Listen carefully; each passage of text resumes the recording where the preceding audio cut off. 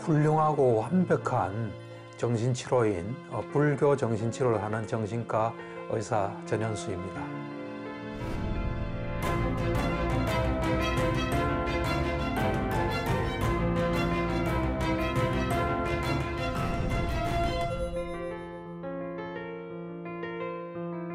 요즘 코로나를 위해서 많은 사람들이 힘들어하는 것 같아요. 코로나 있기 전에는 좀 답답하고 힘든 것을 사람들도 만나서 풀고 여행도 해서 활력을 얻기도 했는데 그런 것들이 막히니까 사람들이 굉장히 힘들어하는 것 같아요. 그런 것들을 이제 진료실에서도 느낄 수가 있어요. 그래서 이제 그 사람들한테 좀 도움이 되는 이야기를 해주려고 노력하고 있고요. 저 개인도 코로나가 처음 발생한 2020년 2월 그때부터 코로나가 어떤 건지 또 내가 어떻게 해야지 이 코로나 시대를 잘 이겨나갈 수 있을지 그걸 잘 보고 나름대로는 좀 어렵지 않게 지내려고 노력하고 있고요. 코로나가 되다 보니까 비대면 회의나 또 비대면 강의가 많아졌습니다. 그래서 저도 비대면을 통해서 강의도 하고 학술대회도 하고 그러고 있습니다.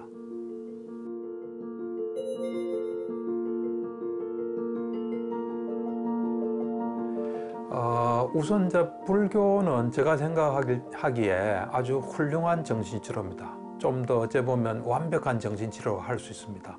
이제 그렇게 말할 수 있는 배경에는 정신치료가 과연 어떤 건지 하는 것을 이제 보면 알 수 있는데, 이 기존에 많은 정신치료의 종류들이 있습니다. 2016년 그때 한 1000종 정도의 그 정신치료의 형태가 있었습니다. 이제 대표적으로 보면 프로이드의 정신분석, 유응의 분석심리학, 아들레의 개인심리학 이런 게 있는데, 그 정신치료의 어떤 본질을 보면은 그것을 만든 사람들의 어떤 경험과 사유가 담겨 있습니다. 어떤 것이 담겨 있냐면 인간은 어떤 존재인가, 또 그리고 인간이 어떻게 해서 병이 나는지, 그럼 그 병난 걸 어떻게 푸는지 하는 게 들어 있습니다. 이제 그런 측면에서 볼 때 불교는 인간에 대한 이해가 완벽하게 들어 있습니다. 특히 초기 불교인 경우에는 부처님께서 관찰을 통해서 인간은 이런 존재고 이런 상황 속에 있다. 그래서 괴로움을 느낄 수밖에 없고 어떻게 해야 괴로움에서 벗어난다. 이제 그런 것들이 아주 잘 돼 있고 또 많은 사람들이 그걸 실천해서 도움을 받았습니다. 그리고 그런 기록들이 초기 불교 같으면 경률론 3장에 잘 나와 있습니다. 어찌 보면 그것은 불교 정신치료의 교과서라고도 할 수 있습니다. 그래서 그런 측면에서 볼 때 이 불교 정신치료는 다른 정신치료가 갖지 않는 아주 수성한 점들을 가지고 있다고 생각합니다.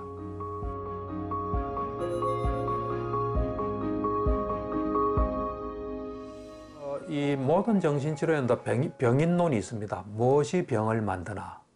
예를 들어서 프로이드 같은 경우는 우리에게 리비도라는 성적인 에너지가 있는데 그것을 억압하게 되면 그 억압된 성적인 에너지인 리비도가 이 불안을 통해서 이래 발산된다고 봅니다. 그래서 그런 식으로 병인론을 가지고 있습니다. 근데 제가 이제 불교 정신치료를 오래 하다 보니까 우리는 순간순간 마음이 있습니다. 마음이 일어나는데 그 마음은 두 가지가 있습니다. 하나는 유익한 마음이고 하나는 해로운 마음인데, 유익한 마음이 일어나게 되면 우리에게 좋은 영향이 옵니다.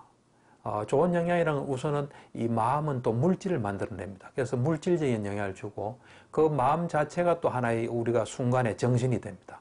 그리고 그것은 또 어떤 결과를 만들어냅니다. 그래서 이제 그런 이 건전한 정신이 축적이 되면 우리는 건강하고 행복하고 편안하게 살 수 있습니다.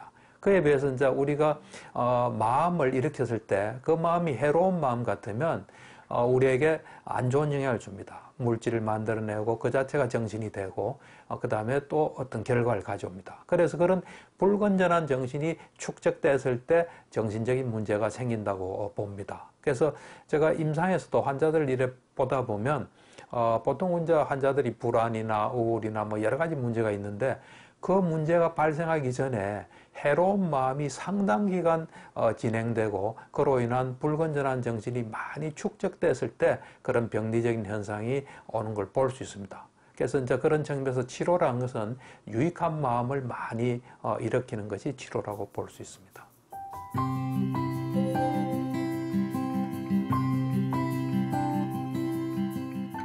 그렇죠. 저도 이제 어릴 때부터 뭐 불교를 좀 좋아했습니다. 좀 친불교적이죠. 그래서 뭐 의대 다닐 때 불교 학생에서 들었지만 불교가 제 인생에 뭐 크게 영향을 주지는 못했습니다. 그런데 그때가 내 나이 30살 때죠. 정신과 전공 2년 차 때 나의 첫 번째 그 불교의 스승을 만났습니다.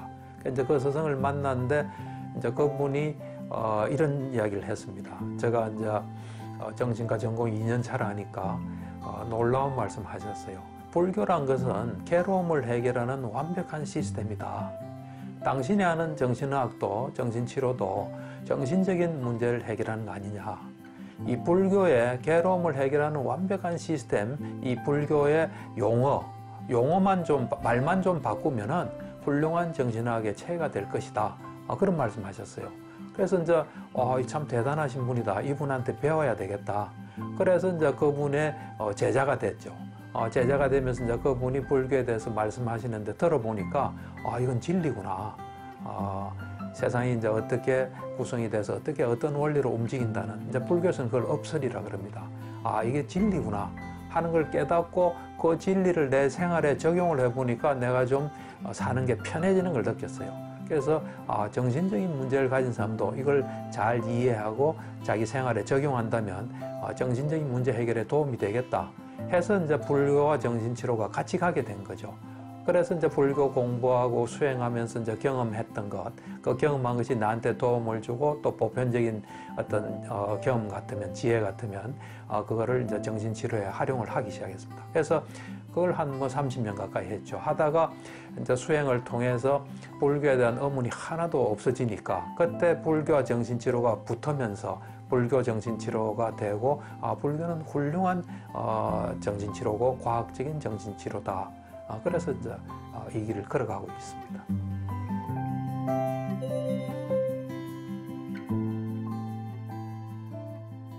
그러니까 이제 제가 볼 때는 뭐 종교를 떠나서 이 사람들은 이 세상에 태어나면 괴로움을 피하기가 어렵습니다. 우리가 처한 어떤 그 상황이 그렇습니다.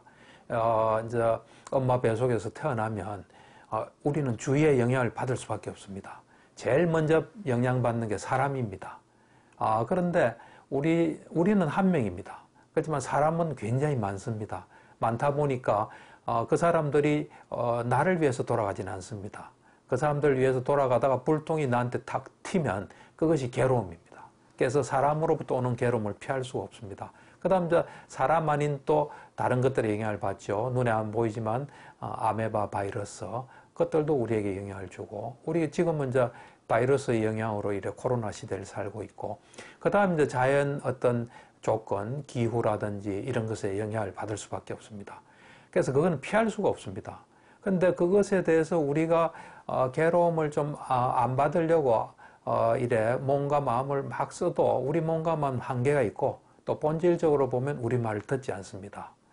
그래서 이 난처한 이 상황에서 엄청나게 이제 올바른 노력을 해야 됩니다. 말하자면 이제 지혜를 닦아야 되는 거죠. 이 상황을 어떻게 해결하나. 그래서 이제 그렇게 엄청나게 노력하다 보면 제가 볼 때는 어떤 상태에 도달하게 되면 그렇게 많은 노력까지 닦아도 이 신체적인 건 해결하기 어렵습니다. 예를 들면 내 손을 이렇게 탁 부러뜨리면 이거는 안 아플 수가 없습니다.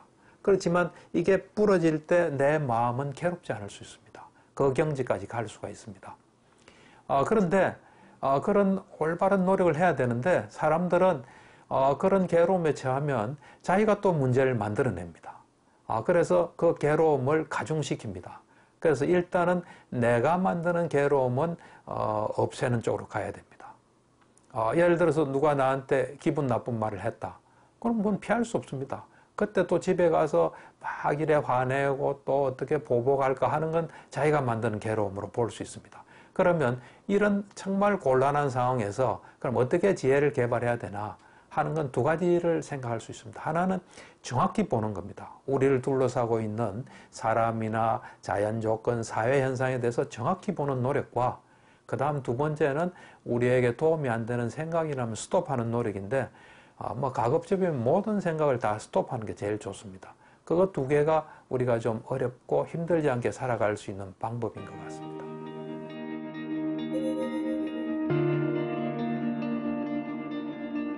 그러니까 사실 이 세상은 살기가 어려운 곳입니다. 어려운데 이제 정말 지혜를 많이 닦고 좀 정확하게 자세히 보면 일어나는 일은 다 일어날 만한 이유가 있습니다. 일어날 만한 이유가 있고 또 그리고 모든 일에는 두 가지 측면이 있는 것 같아요. 좀 힘든 측면도 있지만 우리에게 도움되는 측면, 뭐 코로나도 마찬가지라고 봅니다.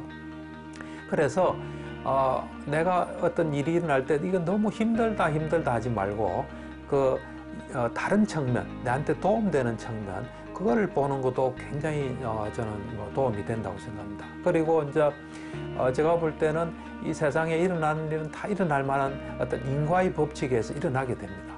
그럴 때 우리는 그것으로부터 이제 배워서 가야 됩니다. 뭘 배우느냐?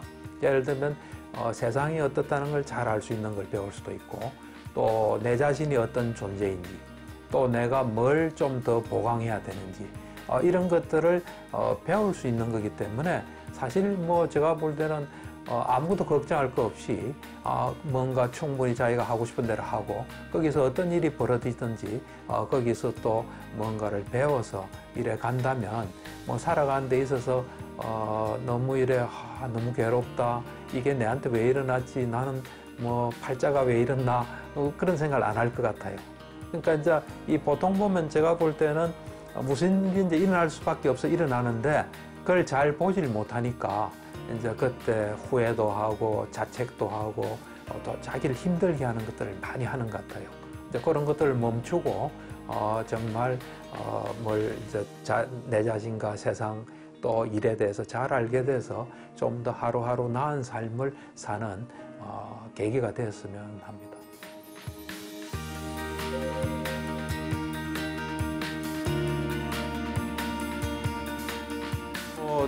두 가지 계획이 있습니다. 하나는 뭐냐면 이제 부처님이 말씀해 주신 것을 최대한 제가 직접 경험하고 싶은 생각이 있고요. 그러니까 이제 부처님 일단은 말씀을 공부하고 또 그거를 직접 내가 경험하는 수행을 하는, 지금까지 수행해서 경험한 것도 있지만 아직도 경험하지 못한 게 있거든요. 이제 그런 것들을 좀 이래 시간이 되는 대로, 여건이 허용하는 대로 그걸 좀 경험했으면 하는 게 있고요. 이제 두 번째는 불교 정신치료를 좀 더 체계화하는, 예를 들면 프로이드 같은 경우 자기 그 이론을 체계를 많이 세웠어요. 그렇듯이 이 불교 정신치료에 대해서도 충분하게 세상 사람들이 불교 정신치료가 이렇구나, 이거 정말 도움이 되겠구나, 이렇게 하면 되겠구나 하는 그런 그 불교 정신치료에 대한 체계를 확고하게 세우는 것, 이 두 가지 계획을 가지고 있습니다.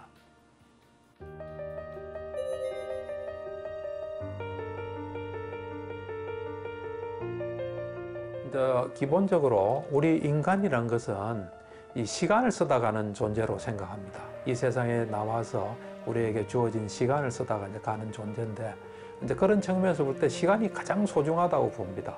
그러니까 이제 시간을 어떻게 쓰냐에 따라서 잘 쓰면 성공한 인생이고, 잘못 쓰면 이 실패한 인생으로 봅니다. 그래서 우리는 근데 다른 걸 위해서 시간을 이제 허비하는 경우가 있어요. 돈을 위해서 허비한다든지 또 다른 걸 위해서. 그러니까 이제 시간을 어떻게 하면 잘 쓰는지, 이 가장 소중한 시간을 잘 쓰고 갈 수 있도록 순간순간 시간을 허비하지 않고 정말 나를 위해서 쓰고 가는 게 중요하다, 그런 생각을 항상 하고 있습니다. 그 인생에 있어서 가장 중요한 것은 시간이라 봅니다.